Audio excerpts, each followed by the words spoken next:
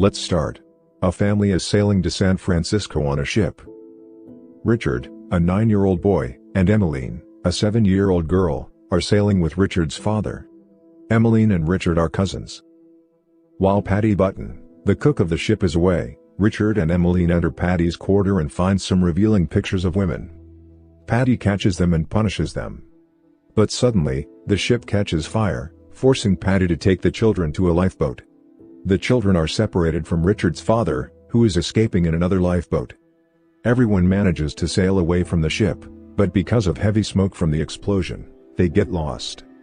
Patty, Richard, and Emmeline are stranded in the middle of the ocean with no food and water. One morning, Emmeline wakes up and finds a beautiful island. Patty is thrilled to see the island and quickly sails the boat to the island. Patty doesn't waste any time and begins exploring the island. They finally find fresh water to drink, and food to eat.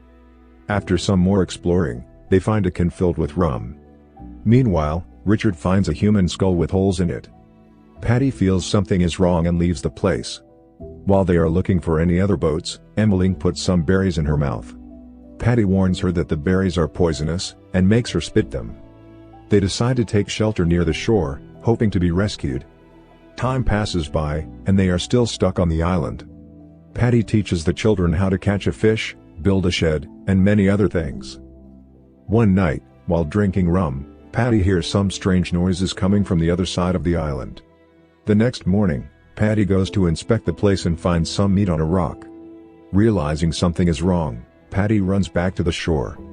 At night, Patty makes Richard and Emmeline promise him never to wander to the other side of the island. One night, Patty gets drunk after drinking rum from the can. After dancing with the children, he falls asleep near the fire. He wakes up early in the morning and swims to the other side of the island in a drunk state. The next morning, Richard and Emmeline look for Patty. They take the boat to get to him and learn that Patty is dead. Seeing his dead body, the kids are frightened.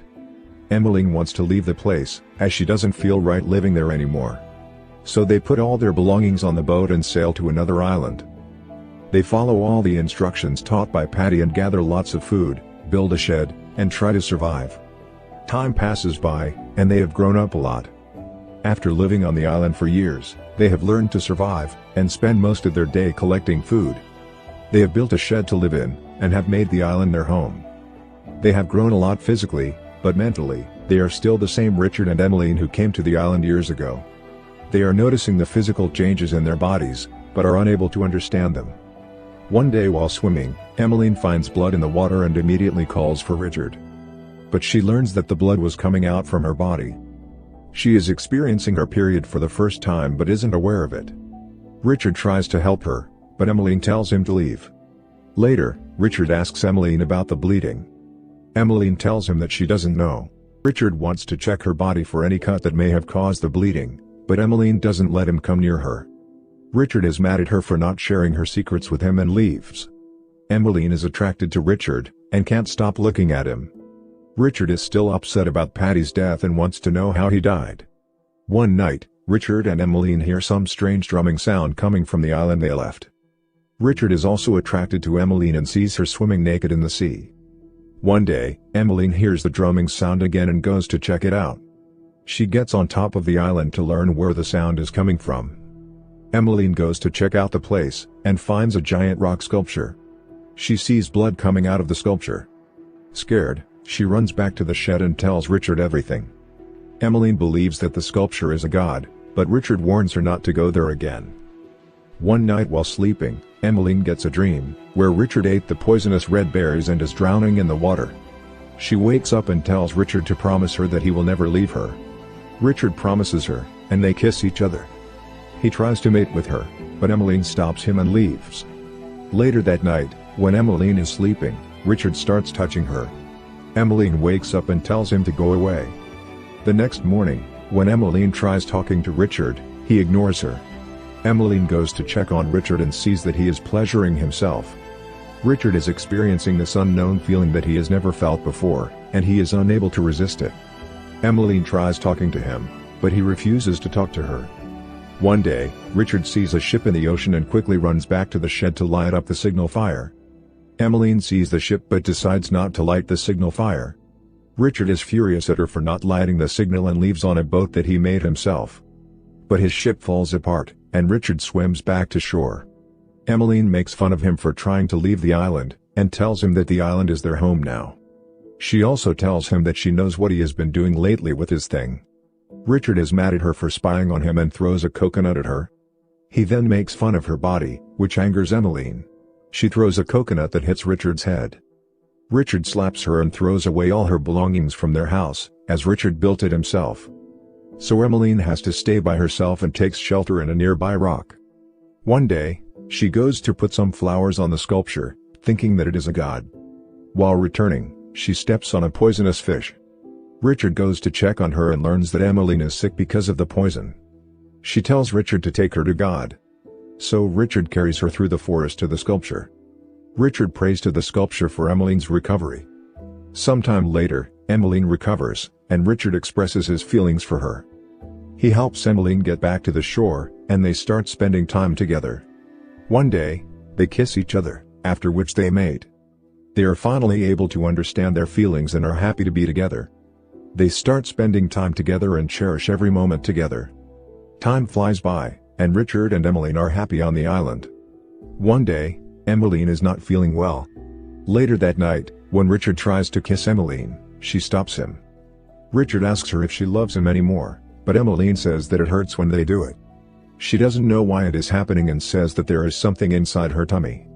Richard puts his hand on her belly and feels something moving. Neither of them knows about what's happening with Emmeline, and whether she is okay or not. After a few months, Richard hears the drumming sound from afar and quickly rushes to the place. When he reaches the place, he sees some indigenous people performing a ritual in front of the sculpture, during which they sacrifice a man to their god. Richard is scared and runs back to the shore. He hears Emmeline screaming in pain, who is going on labor. With Richard's help, Emmeline gives birth to a baby boy, and they name him Paddy. Despite knowing nothing about pregnancy, they successfully manage to give birth. They try to feed the baby with some fruits and water, as they have no idea what to feed the baby. Emmeline holds the baby in her arms, and unknowingly breastfeeds the baby. Later, Richard tells Emmeline about the indigenous people, and never to go to the other side of the island again. Richard and Emmeline are isolated from the outside world, because of which they cannot understand why people do bad things to each other.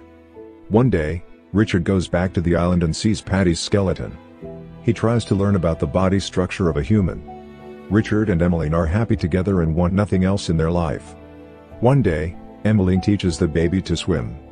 Time flies by, and the baby grows up, who now knows how to swim. The three of them are happy together on the island, and always spend their time playing together. One day, when they play near the shore, Richard's father comes to the island on his ship. Richard and Emmeline see the boat, but choose not to call for help, as they are happy on the island. Since they are covered in mud, their appearance is difficult to determine, and Richard's father assumes they are not Richard and Emmeline. One day, the family goes back to the old island, as Emmeline wants to see it one more time. Richard searches for bananas, leaving Emmeline and Paddy with the boat. They find their old stuff, and recall the memories they had there. When Emmeline is looking elsewhere, Paddy picks a branch of the red poisonous berries and puts it in the boat. Emmeline and Paddy wait for Richard on the boat. The boat slowly drifts away, and Paddy tosses one of the paddles out of the boat. Unable to reach the paddle, Emmeline shouts to Richard, who swims to her. But suddenly, a shark comes out of nowhere and chases after Richard. Emmeline throws the other paddle at the shark, and Richard manages to get to the boat. Without the paddle, the family slowly drifts away from the sea into the ocean. Richard and Emmeline try to get the paddles, but the current is too strong. They have drifted far away from the island, and are now stranded in the ocean again. After drifting for days, Richard and Emmeline wake up to find Paddy eating the poisonous berries. Emmeline tries to keep the baby awake, who is sick because of the berries. Seeing there is no hope for them, Richard and Emmeline also eat the poisonous berries and go to sleep forever. They embrace each other one last time, and lie down to await death. Richard's father sees the boat and quickly sails towards it. He gets to the boat and sees Richard, Emmeline, and Paddy. Richard's father asks, "Are they dead?" To which the captain replies, "No sir, they're asleep." It means the berries were poisonous, but not poisonous enough to kill someone. So this was the story of the Blue Lagoon.